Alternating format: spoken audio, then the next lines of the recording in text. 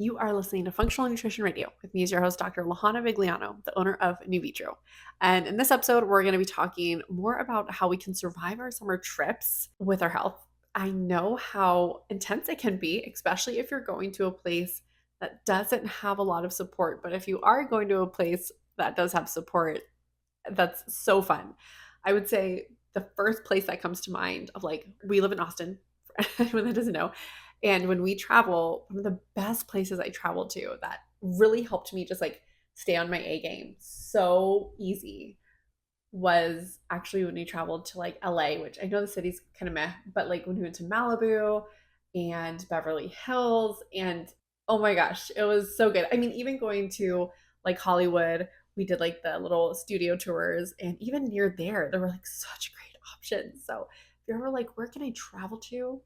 And, literally not worry about going out to eat. Like, not that I want you to worry to go back out to eat, but that just absolutely, it's all the things. Oh my gosh, it's going to be California. It's probably my favorite place that we've traveled. And it's such an easy place to like stay on track.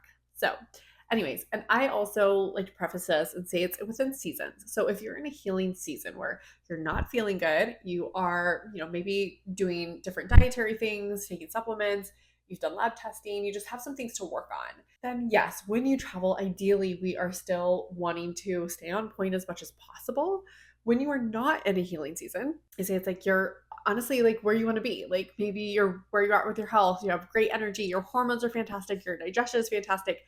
I would say that you definitely have more the ability to be more lax. And so if it's not perfect, not saying that anything's ever perfect. I mean, we're human. We just do the best that we can, and we help patients all the time that like are going on trips, going on cruises. Like that's really hard to stay on track in the sense of like you eat their food. There's no other option. And we still get back on track. So it's not the end of the world, but we definitely work with patients who they have to be stay pretty strict because of how they're feeling. So number one is planning ahead. So where are you going?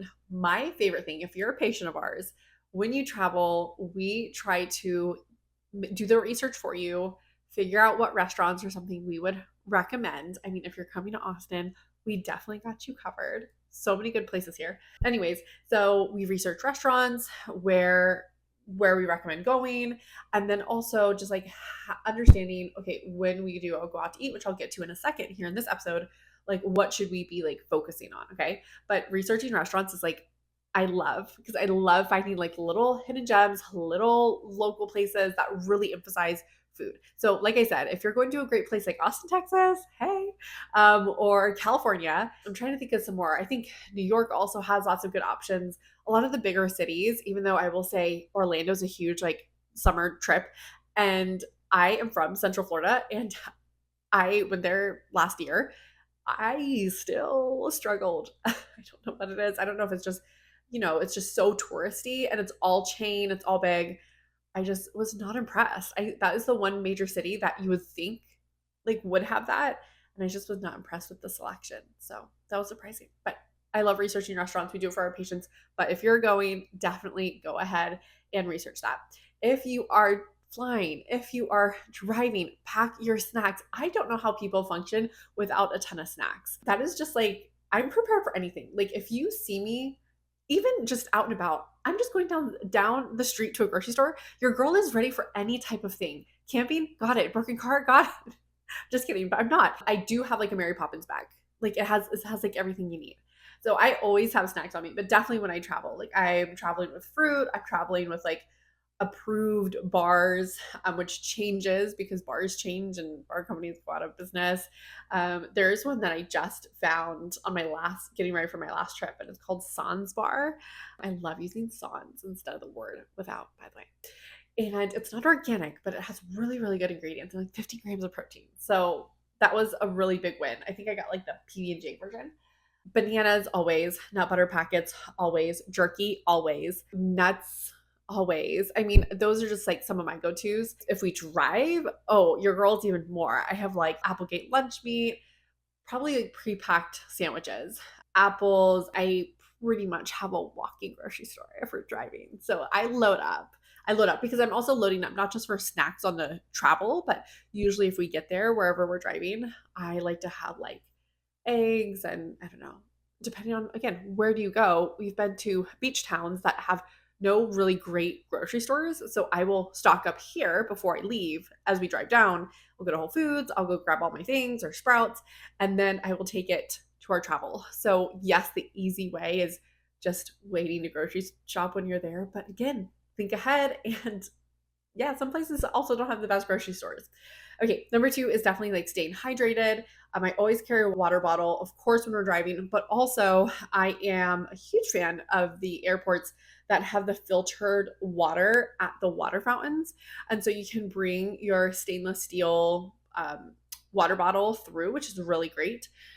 Just to limit plastic. Again, am I like super anal about this? Do I do it all the time? No, I definitely will still buy sometimes Fiji or something when I'm in the airport if I forget. But just if you're thinking ahead, just think like that. I do try to limit like any sugary drinks as much as possible. And I stick to water and electrolytes.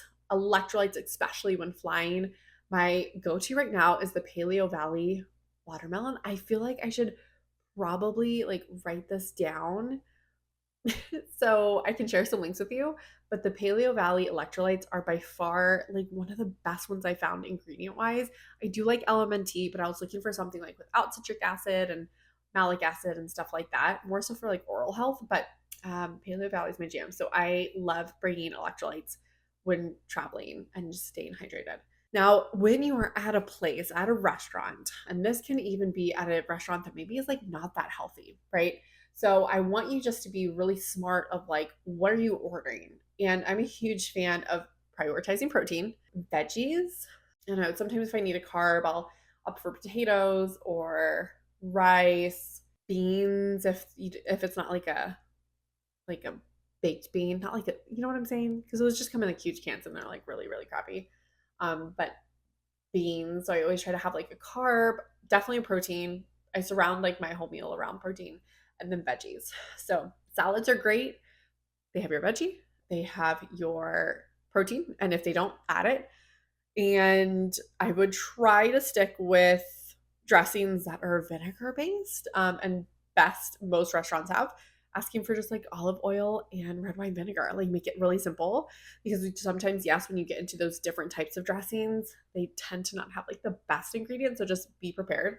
But I absolutely love like salads, adding protein. I usually choose like grilled over fried. If you have a lot of allergies, you can always ask something I always say, like when you're out to eat, it's like asking what oil or what they cook it in, like if they use butter. So if I have an option, I do try to ask for olive oil, which isn't perfect. Olive oil is best raw, but you know, again, when you're out and you only have so many options, olive oil. And then honestly, I'll even like rather choose butter than like some of the industrial oils. So that's another option. But yeah, I think when I go out to eat, I try to stick to the basics. Like I try to stick to like instead of all these elaborate, and again, this is more so in a healing season, I'm definitely a lot more lax if I really don't have anything to work on and I'm like, oh, I just really want to enjoy like I don't know, this like penne pasta and it has like this cream sauce or whatever. That's what I'm saying. Like there's human in here, right? But I'm more so speaking to people who have things to work on and they're trying to be stay healthy and not like fall into like a certain slump. But even no matter what restaurant you go to, there's always like that portion of the menu that is just like land and sea, where it's like get a steak and then you can pick, you know, pick sides.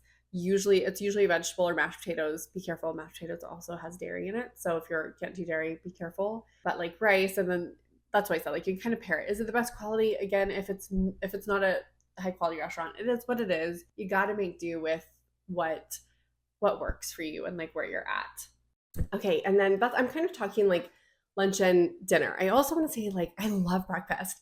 So yes, while it's very tempting to do like the free breakfast hotels and it's like cereal and muffins, I have to have like a protein rich breakfast. And I usually recommend all of our patients do that too. So I am usually an egg girly. I feel like breakfast is a little bit more simpler. Eggs, like omelets. Like omelets are my jam. Oh my gosh, so good.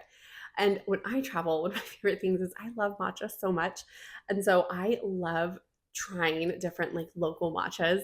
And I feel like too, when you're going to a place that serves matcha, typically, not always, I feel like they have like better breakfast as well, or like just better food options. And of course, like staying active, you can pack bands, you can pack ankle weights. You don't have to. Again, that's kind of excessive. Most people will just like go to the gym at the hotel, or if they're at an Airbnb, you can buy like a day pass at the gym, or you can just do something local, like wherever you're going. I know when we went to Portland for my graduation earlier this summer, we did like lots of hikes, and that was amazing. Beautiful waterfalls, and just did like local things. I don't know. It doesn't have to be like at a gym. But I will say, like, I missed it. We mostly stuck to local, but I do miss being at the gyms. We didn't do that because I felt like there was enough time because we were go, go, go. But I'm a huge fan of like definitely still getting my walks in, which tends to be easier when you're traveling because you're kind of exploring biking and all that stuff. So staying active is really key. And one of my favorite things, especially post airplane, but also just like time zone. So if you're even driving far and you're in different time zones, I love after being in the car or being in an airplane, getting back into like nature. So like if you're going to the coast, get on the beach. If you are going like where the mountains are, get in the mountains. Okay, if you're not doing anything, at least go for a walk around wherever you're staying, because just getting the sunlight to the eyes and just realigning our circadian rhythm, it just helps with jet lag. It's just, and also like you're just all cramped up. Like you've either been sitting all day or you've been just like traveling, and just getting a good like solid walk with fresh air. That is like a must post travel for me, for sure. I think that's all the main notes that I put in my notes that I wanted to cover. And it's really just trying to be as consistent as possible, but also giving yourself grace. Because again, there's nothing perfect that you can do, but try to like ask yourself, am I in a healing season? Am I not in a healing season? Because that can tell you how lax you should or should not be. Always listening to your body. If you are feeling stressed and overwhelmed, I know that is so natural for me in travel because I'm not home, as a homebody says, that I just make sure to like stay moving, stay hydrated, eating food as close as possible. I actually do like to, whenever I travel anywhere, and especially if they have good grocery stores, more so when I fly because I can't pack things for drive, I definitely will head to the store right away, grab some water, because usually things do not have filtered water, and like snacks, like quick Rebel like protein shakes, like Greek yogurt, just some things to fill the fridge. I would say if we go and visit a vacation place that we've been to before, I am more apt to eat breakfast and lunch at home and just eat out at dinner. If it's a brand new location that we've never been, then I definitely want to kind of explore the food scene a little bit. So we tend to eat out breakfast, lunch, and dinner, even though like by the time I get home, I'm like, oh my gosh, I so just want a home cooked meal. Like I need that. Like it just like reinvigorated like cooking for me, just even being gone and eating 3 meals out. And I'm like, I almost automatically like depuff. By the way, it was so wild this Portland trip when we were eating out 3 times a day, and it wasn't even bad food because Portland does have some good options. But yeah, just flying and stuff. Yeah, your girl just like depuffed. It was very nice to be home like within 24 hours. I was like, oh, I'm back to normal. So, anyways, just listen to your body. Make sure you're mindful of like your hunger cues and when you are full, and try to keep those regular meal times that you should be in a habit with at home of breakfast, lunch, and dinner. I know I annoy my family so much when we go travel because I usually, when I'm home, I'm just kind of bopping around like my house, doing what I need to do and eating what I need to eat at the times. And my husband's just doing his own thing. But when we travel, because we're like together, like, hey, what are we doing? We're planning something. This is his first time actually seeing like breakfast, lunch, and dinner. And he usually like will maybe not do breakfast, or he'll skip lunch or something. And he's like, gosh, you eat a lot. I'm like, I eat 3 meals a day. So I know that sometimes like, wow, you eat a lot, but not really. I need 3 meals a day in order to get everything that I need. So I do try to stick to like regular meal times, even when traveling, which is actually super helpful, and try to still do like a 12, 13 hour fast and stop eating X amount of time and eat breakfast at the normal time. So, yeah, those are all my little tips. Those are all my little tips and tricks. Recorded like so many of these that I'm getting a little tongue tied.